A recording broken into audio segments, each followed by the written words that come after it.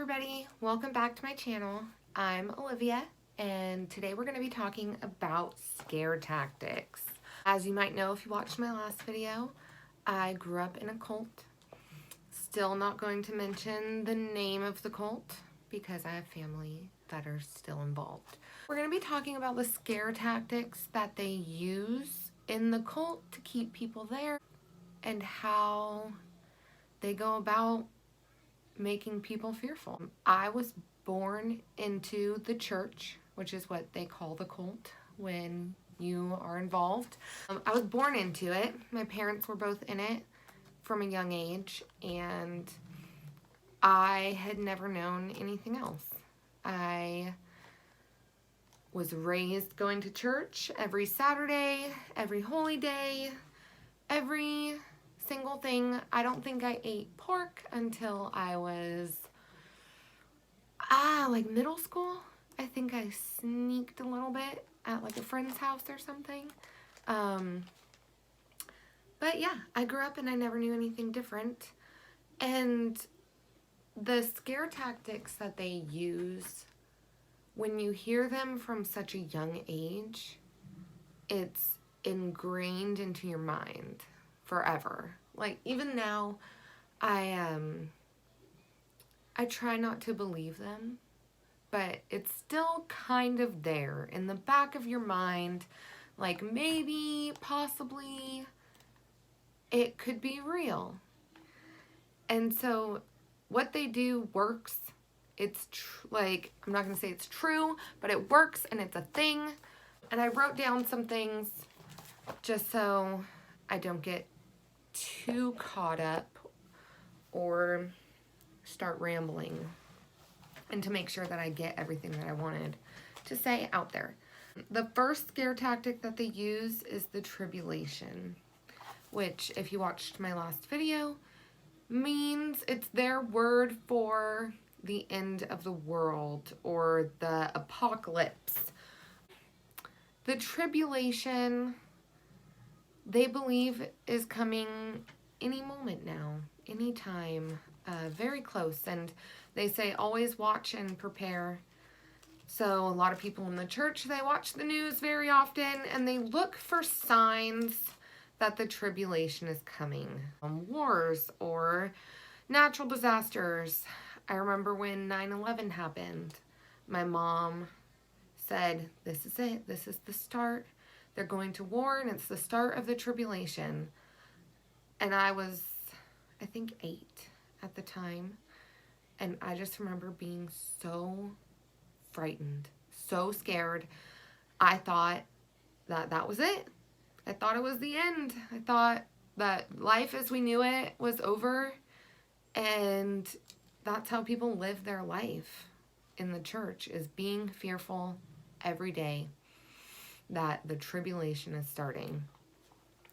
So in the Bible, they do prophesy the end of times, and the church banks on that. I would say that that is the number one scare tactic that they use, is the end of times and not being taken to the place of safety. So even if you are in the church, but you're not living how they say to be living, you could be left behind. You could have little faith and not leave with the rest of the church and make that decision because you don't trust that God is really going to protect you. A lot of things that they believe could happen. And from a young age, they push it on you, grind it into your mind. You hear it in services, you hear people talking about it, other adults. And in my family, my mom pushed it on us, the tribulation. She would make us watch documentaries on the Holocaust and Japanese prison camps and all of these things, and or like old Christian torture, how they used to tie them up to lampposts and burn them alive, how they used to pour boiling tar on people, or like William Wallace and what is that called? Braveheart. how they like draw and quarter him. My mom would make us watch that stuff and say, that's what's going to happen to you if you leave the church. They're going to starve you in a concentration camp or whatever it might be. I was probably 4 years old that I remember being told these things. They would tell us they're going to rip our fingernails out, and just any way that people have been tortured in the past, they would tell us that that's going to happen to you. They would say that the tribulation's going to be the worst time in the world, and people are going to lose touch with their humanity. They're going to be doing things to their neighbors and friends and children that is not how people would act normally. Like when you're starving, you might do some bad things to survive, you know? And so they would tell us that people would try to like break into your house and eat you and steal your kids and eat your kids. And so hearing that from the time I was born, like, because I remember being very little and hearing these things, it scars you. It makes you have anxiety like you would never believe. And it's a scare tactic that is widely used in the church. Everybody knows it. Everybody talks about it. And it's talked about as a good thing almost. Like, I remember my mom watching the news and she would see things happening and she would go, oh my gosh, I've been waiting my whole life and it's finally happening. We're going to go to the place of safety and this is going to happen. And I have been waiting my whole life to see this. And she would talk about it as a positive thing. And I'm there like, oh my God, I'm terrified. Terrified. And I don't know if that's because I never really followed the rules. And so I was scared that I wasn't going to go to the place of safety. Or if it was just anxiety. Yeah, I never really followed the rules. So maybe that's why, or maybe it was just anxiety because I had been taught these things forever. And I heard them all the time at church, at home. Everything revolved around this. So I had terrible anxiety. I would lay in bed and barely be able to move at night thinking, oh my God, this could be it or whatever, right? And the laying in bed, being scared to move and all that, that comes with other scare tactics as well. So we'll get to that. But yeah, tribulation, 100% top most used scare tactic in the church. People are terrified. And the only way to be safe and survive it and not go through all these things is to follow God's way and be in the church, is what they believe. So that's what keeps people there. That's what makes them want to come, is the fear of the tribulation. The next scare tactic is the lake of fire. So the lake of fire, they believe, is kind of like hell, but you don't burn and burn forever. You just get thrown in and you are never heard of again. You are just gone. You don't suffer and suffer because they say God is merciful. So God is merciful, so you get thrown in and you are just gone. And nobody remembers who you are, and your grandchildren won't know who you were. And they believe that you go there when you are baptized into the church, have made the commitment to live this way, commit your life to God, and then you quit. So if you quit, or you get kicked out, or you're suspended, and you end up not coming back, I guess getting kicked out or leaving, and you don't come back, and if the tribulation happens at that time and you die and you haven't had a chance to repent and come back, you will be put into the lake of fire. And people, I remember it when I was younger, like very small, people talking about the lake of fire, like, you don't want to go to the lake of fire, do you? And stuff like that. And so I was afraid of that when I was little. And as a teenager, I feel like people didn't mention it as much. It was probably like something that your mom uses to get you to, like, oh, you don't want Santa to not bring your presents. It was like, you don't want to go to the lake of fire. So, yeah, that was a thing when I was younger. I was afraid of that. I was very afraid of that. The next is demons and Satan. They believe that when you join the church, God protects you from demons and Satan. But if you are not living God's way, if you are sinning or being rebellious or doing something that is not right in the church, Satan has open reign to attack you. Whether that be by haunting your house, whether that be by possessing you or making bad things happen to you. They believe that if you're not living the right way, God's not going to protect you from that anymore. And like I said, they believe that Satan and demons hate you. So people are very afraid of that. In the church, I've heard many times, like, demons are just waiting for you to slip up so they can attack you. And I don't know if they think it's like a literal attack. I think that they think it's like literally going to attack you and torment you and ruin your life and make you go insane. But that's a smaller one. It's there in people's mind for sure, is the demons and Satan. Also curses, which it kind of goes along with that. They would always say, in blessings I will bless you, in cursings I will curse you. So meaning, if you are living right and doing the right thing, God will bless you. If you leave the church, God will curse you. And they take it very literally. And I feel like they kind of blame everything on curses.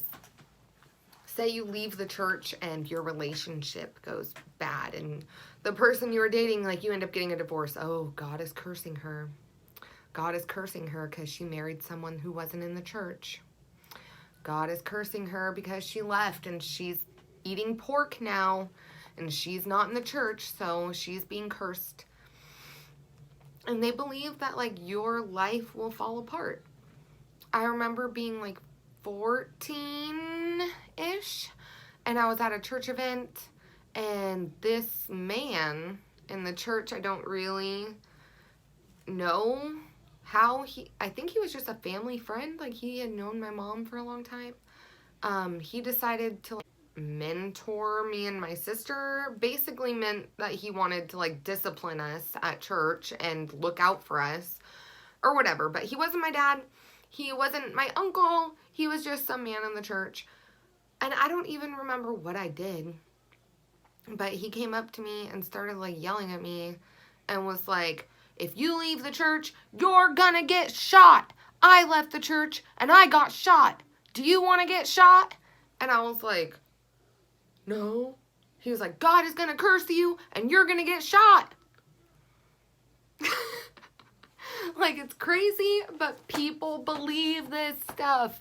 They really think that if you leave the church, all the bad things are going to happen to you. And your life is going to be a mess. And you're going to be cursed by God. So that's actually probably a huge one that they use. Like, more than demons and more than the lake of fire, I think feeling like your life is going to fall apart if you leave the church. Even sometimes, like, now as I'm older and I've been through so much, I'm like, what if I'm being cursed? What if it's God? And I try to be like, no, that's not real. But sometimes I think that. Sometimes I'm like, oh my goodness, what if I am being cursed? Maybe that's why my life sucks.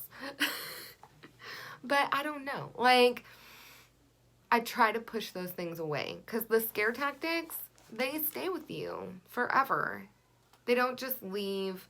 It's stuck in your mind. You're always going to have them there a little bit, especially coming from birth. You've been taught these things.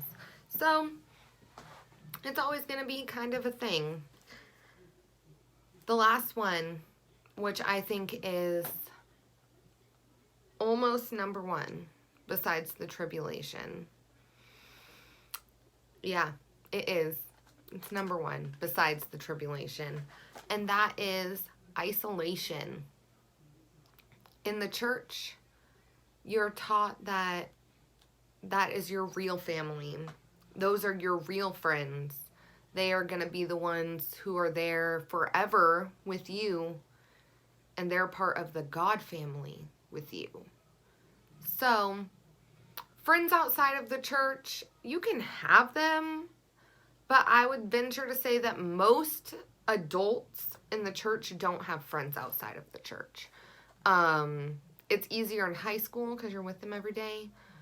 And I guess people work and they might have like acquaintances or colleagues, but they don't really hang out with anybody outside of the church because they kind of tell you like that they will rub off on you, or that like you shouldn't tell them too much about the church. I remember hearing that, like, don't tell your friends too much about the church, because it's like a precious pearl and you shouldn't give that information to everybody. But I think it's because your friends are going to tell you that it's fucked up. You know, it isolates you. It isolates you to where the only people in your life are the people in the church. And the rules are that if someone leaves the church, you are not to talk to them. If they get suspended, you are not to talk to them. Even if it's a temporary thing, like suspension. Usually suspension is about 6 months. While you're gone, none of your friends talk to you. Your family doesn't talk to you. Everybody you know abandons you completely. They say that it's because they want to save them. So they are doing it out of love. They are isolating themselves from you or cutting you off in hopes that it will make you sad and you'll come back. They also say that it's because when you leave the church, you're doing bad things, you're doing this, you're doing that, and they don't want you to rub off on the people in the church. They don't want anybody looking at it and saying, oh, well, their life isn't falling apart, and oh, they're not getting deathly ill from eating a bacon, or oh, look, like they're actually thriving. So they don't want you to have contact with anybody that leaves. They say it's for the person who left, but really it's to keep the people in. And so when you leave the church, you know that everybody you love and everybody that you're close with, that you've known since you were 1 year old, 2 years old, or born, is not going to be your friend anymore. They're not going to talk to you. Your family isn't going to talk to you. I haven't talked to my aunts or my grandma in, gosh, 9 years? Probably about 9 years. Yeah, I talk to my mom very rarely, and I haven't talked to any of my friends that I had in the church in years, 9 years, because they don't talk to me. They cut me off. So that, I think a lot of people stay because everybody that they're close with is in the church, and they don't want to lose the people that they consider their family. And that's all the scare tactics that I have for now. You know, it's hard to talk about these because they still affect me. They still hurt me. They still are there in the back of my mind. I'm still afraid that demons are going to attack me and I'm going to get possessed. And that's crazy. And I try to just tell myself that it's crazy. But it's still there in the back of my mind. And hopefully someday it'll go away. But it makes you kind of understand why people in the church stay in the church. Because it's so real to them. They are terrified to leave. So, if you like this video and you want to hear more about the church and cults and other experiences I've had growing up in one, like and comment and subscribe, and you will be notified when I post a new video. All right, have a good day. We'll see you next time.